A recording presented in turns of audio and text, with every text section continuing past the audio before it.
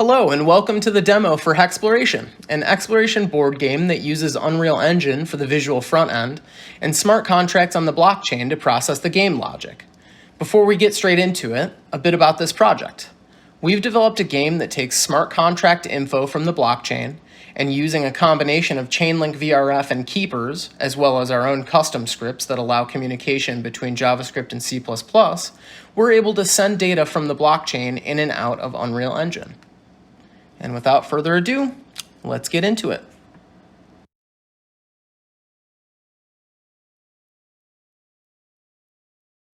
All right, as we jump in here, you're going to see our game board, which is procedurally generated.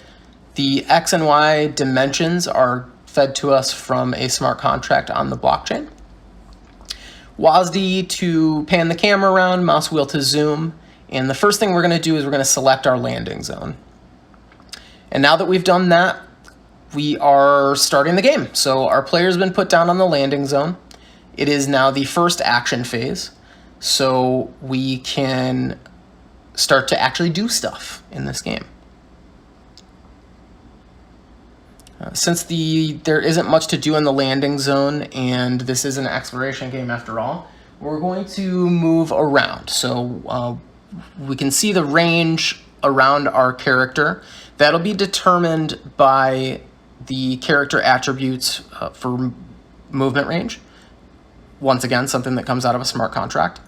We are going to select a number of tiles within that range, and we're going to submit our move. And when we do that, we're going to send it to the blockchain to be verified, and a Chainlink keeper is going to tell us when that verification happens, and it's going to advance us to the results phase, which will replay the action that we chose.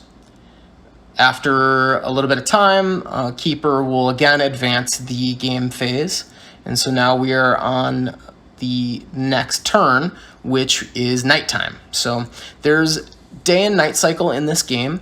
Nighttime, your movement is debuffed based on the tile that you're starting from, and the enemies are a little bit more difficult when we start to see them.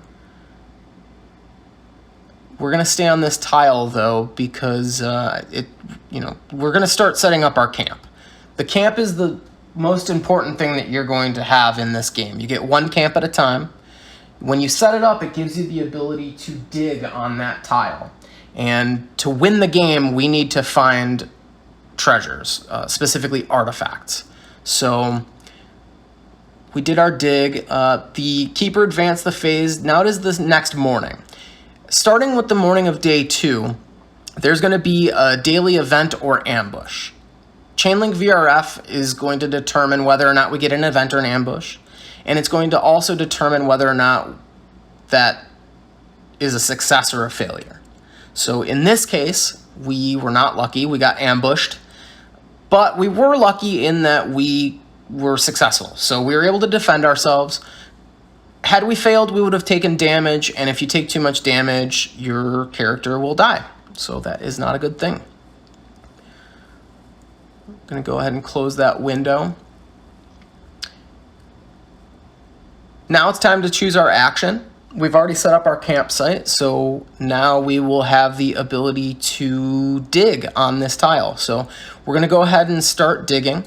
Once again, this will submit to the blockchain for verification, and a keeper will tell us when it is verified, and it will show us the results.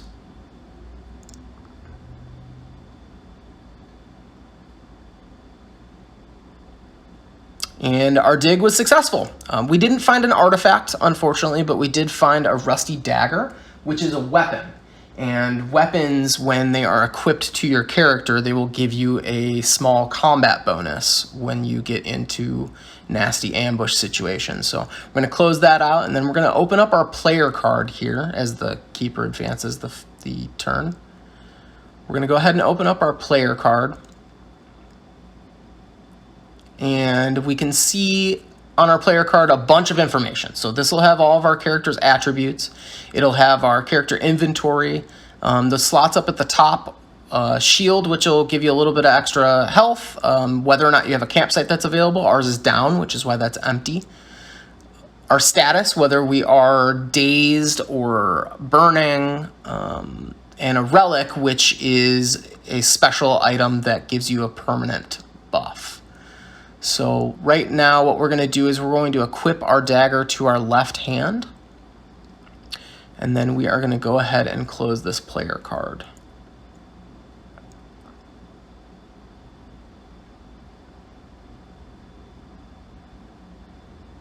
So having a dagger is nice because it'll help us in our ambushes, but we're here for the artifact. So we're going to go ahead and dig again since we already have our campsite set up on this tile. You can keep digging for items until you find an artifact, which we just found our first artifact. So the way to win this game is we got to get all the artifacts on this map and get them back to the ship. So we just, based on the Chainlink VRF, we had a successful dig, and it determined that the artifact that we found was a sigil gem. So now that one will go into our inventory.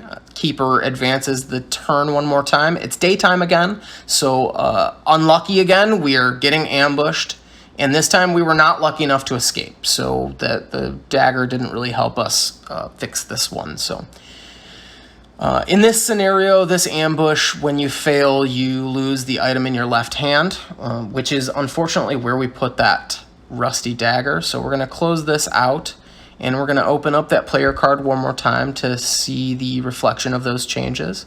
And sure enough, we dropped that rusty dagger. Very short-lived. But we did get lucky enough to pick up our first artifact. So now that artifact is in our artifact slot on the player card. You can only carry one artifact at a time. So it wouldn't make any sense for us to continue digging, because if we found another artifact, it would just go right back into the deck, so to speak, because we can't carry it. So what we're going to do now is we're going to head back to the landing zone so that we can bank that artifact, and that will free up that slot so that we can continue digging. We can pack up the camp here, but we're going to end this tutorial right now. Essentially, you would probably want to pack up the camp so that you can move it to a tile that you can still find artifacts on. But instead, we're just going to leave it there, and we're going to go back to the landing zone where we bank our artifact. So essentially, that is the gist of how this game plays out. You're going to rinse and repeat until you find all of the artifacts on the board. And when you find that final artifact, that will trigger the end game scenario, which is one of several different scenarios. And essentially, the end game is going to present some extra challenges. It's our last chance to try to kill all the players before they can get back to the ship and get off safely with the artifacts. So for the purposes of this tutorial, though, we're going to stop here. I think the gameplay point kind of got across, and I hope you enjoyed this short tutorial. I'm going to kick it over to Max now. In building our backend, he also built a visual CLI representation of the way that the game functions with smart contracts. So I'm going to kick it over to him. He's going to show you a little bit about how that stuff works, and you're going to really be able to see a lot more of how our game interacts with these smart contracts. Thank you for your time. All right, so let's take a look at how everything is processed on the blockchain. Here we've got just a couple terminals. We're going to load up a simple command line interface we have for running the game. This is actually running from the Polygon testnet on Mumbai, and each one of these terminals is a different wallet. So each one of these will have would be a different user, could be logging in from anywhere. And so we just got a simple little map here to see what's going on. I'm going to show you what happens when we submit some moves and what actually happens on chain. So here, player 2 is going to select a landing zone, and this is going to update the state of the game, pull all the players onto that one space, and lock submission so no more new players can join. And the game will begin at that point. Okay, so here we can see the state has updated. We're now reading the players at that position. Alright, it's the start of the phase here, so I'm going to make a move. Usually at this point you wouldn't have many items, but for this demo we've got a few sample ones here, so I'm going to go ahead and equip something. Cool. I'm also going to move here. And obviously this isn't the best interface, but we're just looking at how things are processed right now. And it doesn't matter what order the moves are submitted in. It can be player 1, then player 2, only player 1, 3, 2. They'll all get processed in the same batch at the end of the play phase.